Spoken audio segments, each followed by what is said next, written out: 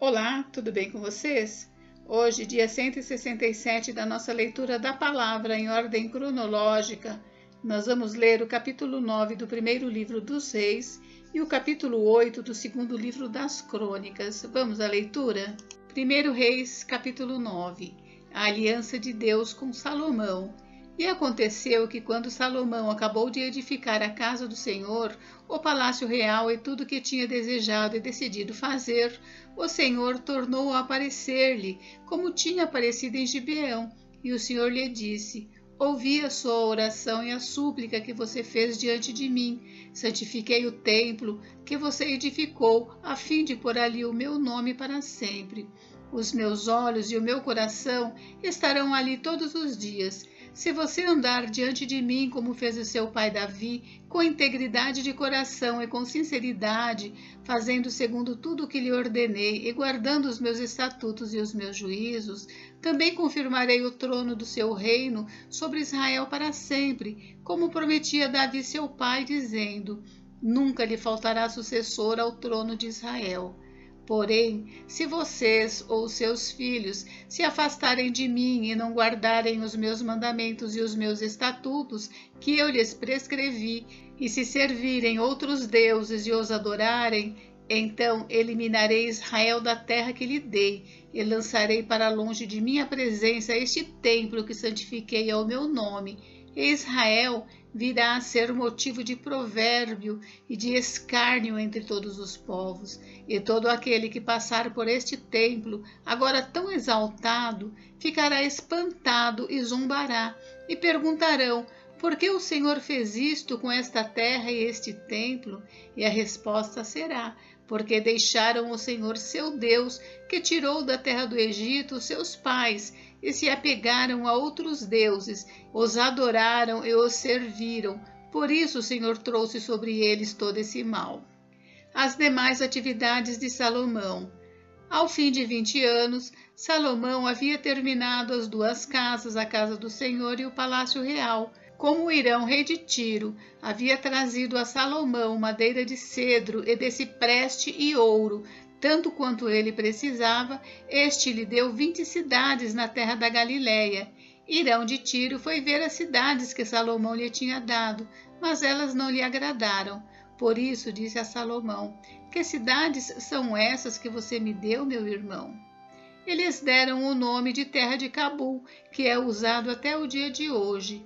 Irão tinha enviado ao rei 4 toneladas de ouro. A razão por que Salomão impôs o trabalho forçado é esta: construir a casa do Senhor, o seu próprio palácio, a fortaleza de Milo e a muralha de Jerusalém, bem como Azor, Megido e Gezer. Porque Faraó, rei do Egito, havia atacado e conquistado Gezer, queimando a cidade e matando os cananeus que moravam nela, entregando-a como dote à sua filha, mulher de Salomão. Assim, Salomão reconstruiu Gezer, Bet-Horon de Baixo, Baalate, Tadmor no deserto daquela terra, todas as cidades armazéns que Salomão tinha, as cidades para os carros de guerra, as cidades para os cavaleiros e o que desejou enfim construir em Jerusalém, no Líbano e em toda a terra do seu domínio. Quanto a todo o povo que restou dos amorreus, heteus, ferezeus, heveus e jebuseus, e que não eram filhos de Israel, e aos seus filhos que restaram depois deles na terra, os quais os filhos de Israel não puderam destruir totalmente, esses Salomão reduziu à condição de trabalhadores forçados até hoje. Mas Salomão não obrigou nenhum israelita a trabalhar como escravo. Os israelitas eram homens de guerra, seus oficiais, seus comandantes, seus capitães, chefes dos seus carros de guerra e dos seus cavaleiros.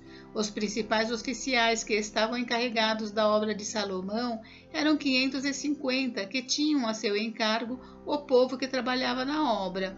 Quando a filha de Faraó se mudou da cidade de Davi para o palácio que Salomão havia construído para ela, então ele construiu Milo. 3 vezes por ano, Salomão oferecia holocaustos e sacrifícios pacíficos sobre o altar que havia edificado ao Senhor, e queimava incenso sobre o altar diante do Senhor.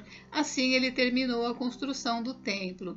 O rei Salomão também construiu uma frota de navios em Ezion-Geber, que fica perto de Elate, na praia do Mar Vermelho, na terra de Edom. Hirão enviou com aquela frota os seus servos marinheiros conhecedores do mar para acompanharem os servos de Salomão. Chegaram a Ofir e de lá trouxeram para o rei Salomão mais de 14 toneladas de ouro. Segundo Crônicas, capítulo 8. As demais atividades de Salomão. Ao fim de 20 anos, Salomão havia terminado a casa do Senhor e o seu próprio palácio. Ele também reconstruiu as cidades que Hirão lhe tinha dado e fez habitar nelas os filhos de Israel. Depois Salomão foi a Amate-Zobá e a conquistou.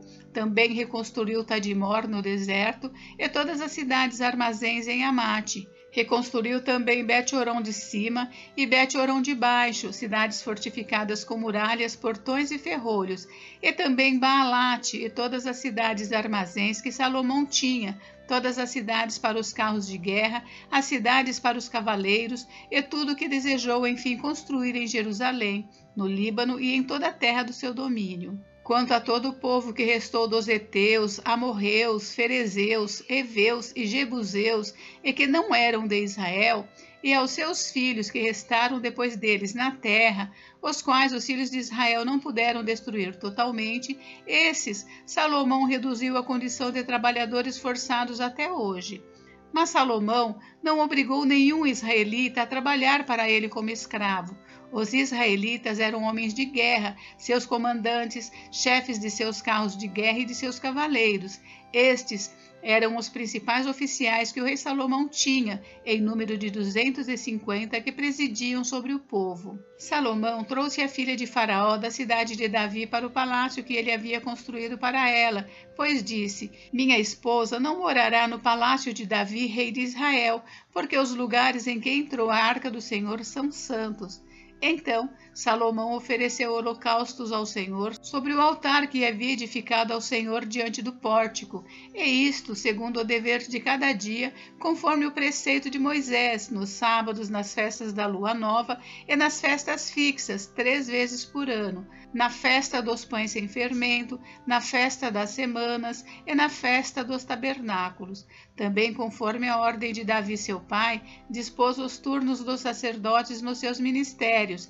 Também dispôs os turnos dos levitas para os seus cargos, para louvarem a Deus e servirem diante dos sacerdotes, segundo o dever de cada dia, e os porteiros pelos seus turnos a cada porta, porque esta era a ordem de Davi, homem de Deus.